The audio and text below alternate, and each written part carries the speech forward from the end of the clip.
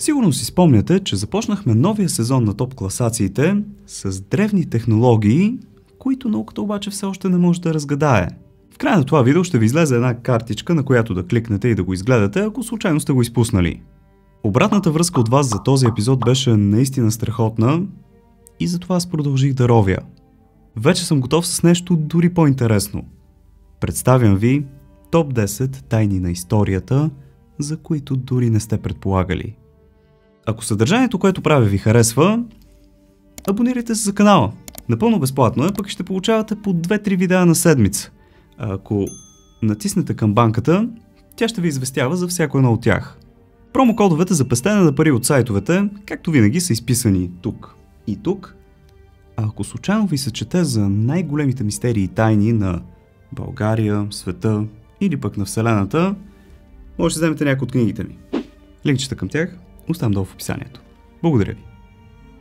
Днес искам да ви помоля да ми дадете тема за следващ епизод на класациите и тази, която получи най-много палци нагоре, може да стане на видео. Хайде обаче да започваме. Номер 10. Макхуник. След откритите останки на хобити от остров Флорес, за които ще четете в новата ми книга, през 40-те години на миналия век археолози в Иран разкриват цял един град, обитаван единствено от джуджета. Властелинът на пръстените определено добива нов смисъл, особено след последните находки, и да не вземе да се окаже малко по-реален, отколкото си мислим. Археолозите открили следи, че градът е основан около 4-то хилядолетие преди Христа и носил името Макхуник. На пръв поглед, обикновен пустинен град от древността, но когато изследователите започнали да разчистват къщите и останалите сгради, забелязали, че всичко е някак умалено, сякаш е направено за джуджета. Къщите, вратите към тях, улиците, инструментите, абсолютно всичко било значително по-малко като размери от съседните градове от същия период. Учени изчисляват, че населението тук е било със средно около 60 см по-ниско от хората тогава. Стигнали и до гробището, където открили 800 скелета с ръст от само около 1,20 м. Това обяснило и защо таваните на къщите били до 1,50 м. Така Макхуник става известен като градът на джуджетата и до ден днешен не се знае как тази мистериозна раса се е появила и е изчезнала от лицето на земята. Номер 9. Каменни портали. Преди няколко години беше оповестено едно откритие от Саудитска Арабия, което изуми света.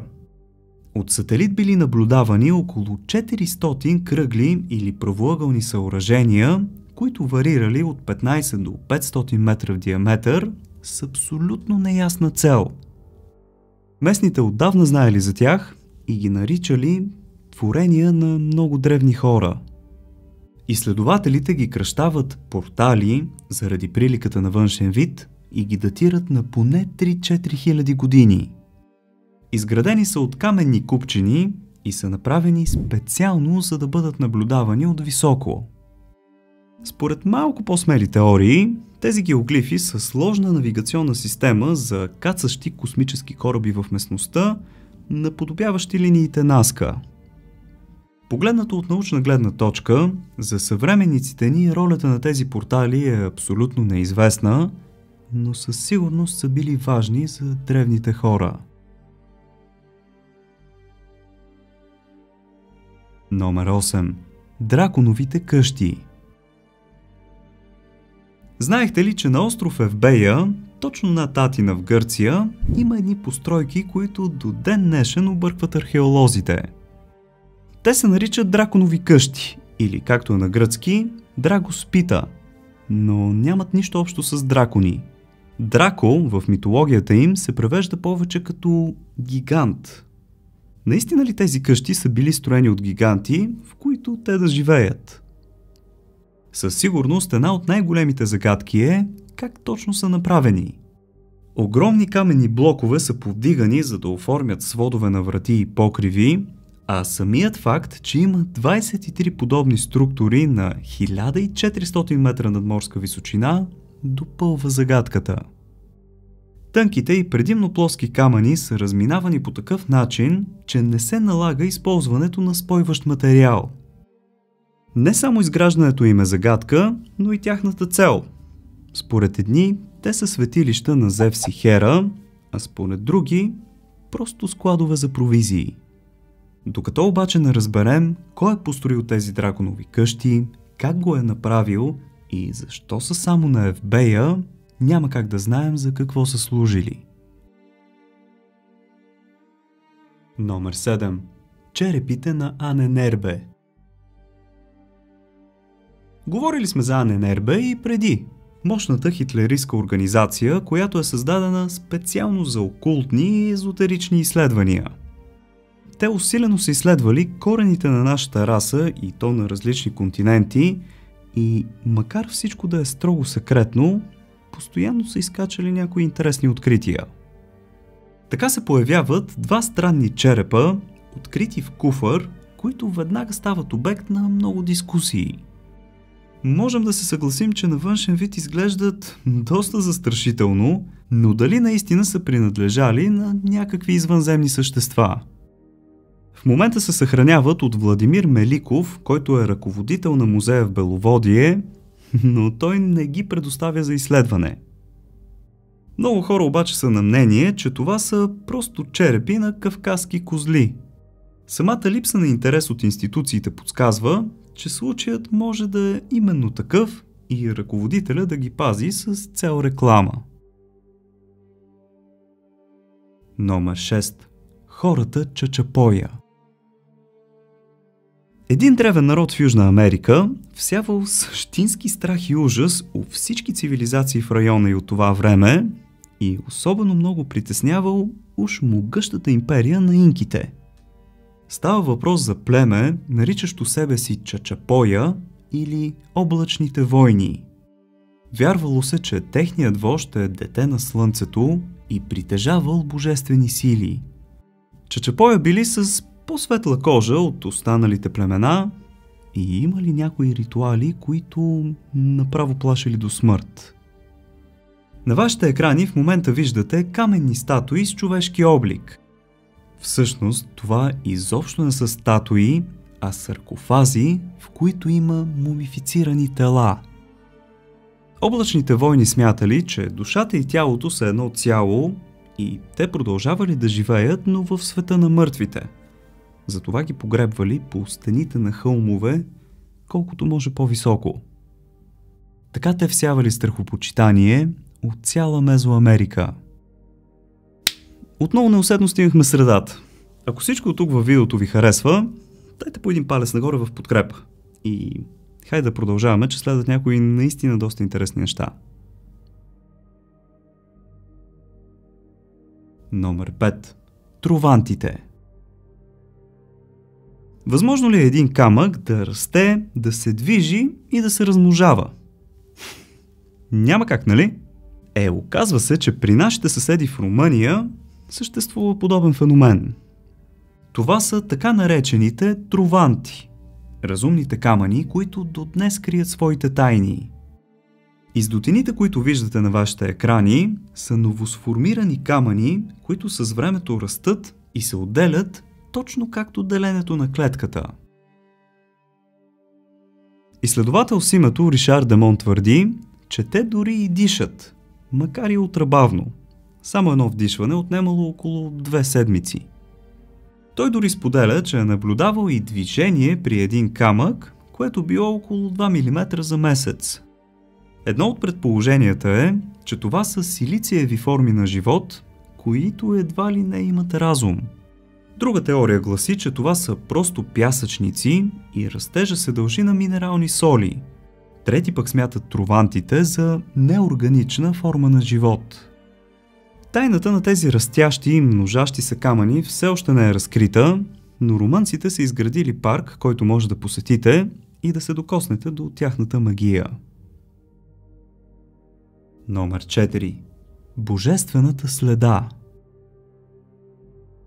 Следващата загадка датира още от 1917 година, но до ден днешен остава неразгадана.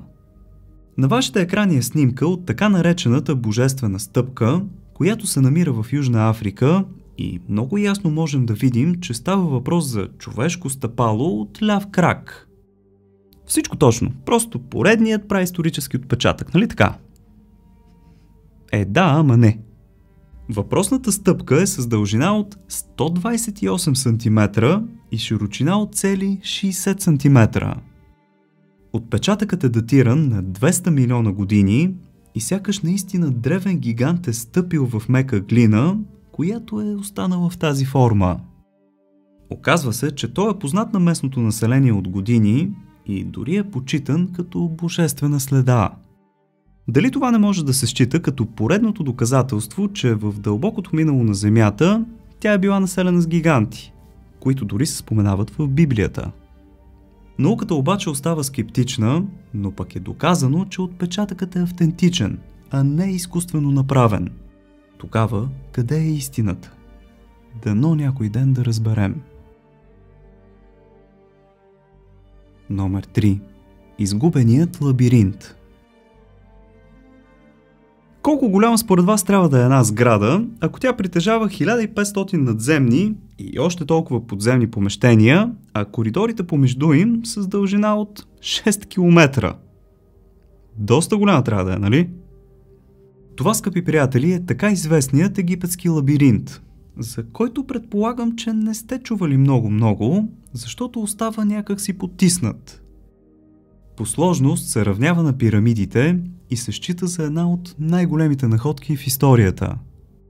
Намира се на 80 км от столицата Кайро до пирамидата на Аменемхет III и в момента е покрит от пясъци. Легендата гласи, че зданието е било толкова огромно, че веднъж влезеш ли, трудно може да излезеш жив. Защо обаче остава толкова прикрит и неизвестен? Много малко хора всъщност са допускани вътре, но се предполага, че в камерите му са били съхранявани архиви и артефакти от дълбокото минало, които криели някои неудобни неща. Говори се, че в един документ има данни за страна наречена Ахамен Птах, а според някои става въпрос именно за древна Атлантида. Незнайно защо обаче разкопките са забранени от правителството и аз веднага се запитвам, какво са скрили и какви тайни може да са все още заровени там? Номер 2. Странното съоръжение на персите. По история вероятно сте учили, че Персия е била една наистина сериозна империя, но нейните успехи не се крият само зад военна мощ. Те са имали някои доста интересни съоръжения, които им помагали да процъфтяват дори в най-суровите райони, като пустините на днешен Ирак и Иран. Едно от тях в момента е на вашите екрани и се нарича канат. На пръв поглед странни дупки, които сякаш са издълбани от пришълци. Може да се изненадате, но това всъщност е сложна водоснабдителна система, която е вече на 3000 години, но работи безотказно до ден днешен. Системата функционира много просто. Благодарение на конденс, водата се натрупва в вертикалните дупки, стича се до канал, който с наклон ни отвежда до населените места. Дължината на най-големия канат е 33 км и има 430 вертикални канала. Не се знае колко е коствало да бъде построен, но до ден днешен тази сложна система дава вода на над 40 000 души. Номер 1. Ликът на Христос. Как точно е изглеждал Исус Христос? Със сигурност около нас има толкова много изображения, че веднага ще го познаем, нали?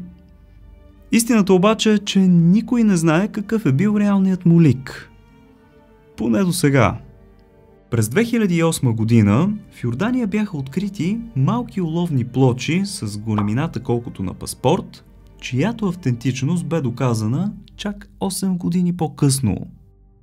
Датирани са между 1800 и 2000 години, което автоматично ги прави първото и най-ранно споменаване на Исус Христос изобщо.